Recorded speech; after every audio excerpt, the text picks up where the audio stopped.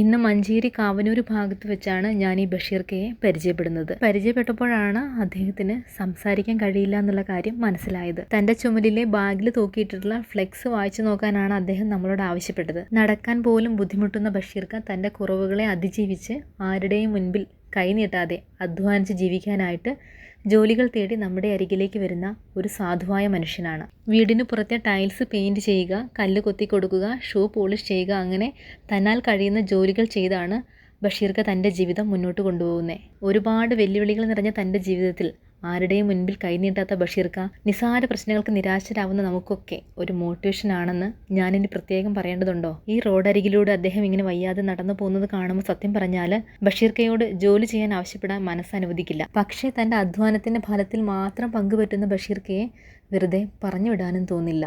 ബഷീർക്കയുടെ കയ്യിൽ ഒരു ഫോൺ നമ്പറോ ബാങ്ക് അക്കൗണ്ട് ഡീറ്റെയിൽസോ ഒന്നും ഇല്ലാത്തതിനാൽ എന്തെങ്കിലും ഹെൽപ്പ് ബഷീർക്കയ്ക്ക് ചെയ്തു കൊടുക്കാനായിട്ട് ഈ വീഡിയോയിൽ ഒന്നും ഉൾപ്പെടുത്താൻ കഴിയുന്നുമില്ല. ഷൂ പോളിഷ് ചെയ്യാനാണെങ്കിൽ കൂടിയും ഈ വഴിയൊക്കെ യാത്ര ചെയ്യുന്നവരെ നിങ്ങൾ ബഷീർക്കയെ കണ്ടാൽ കാണാതെ പോകരുതേ.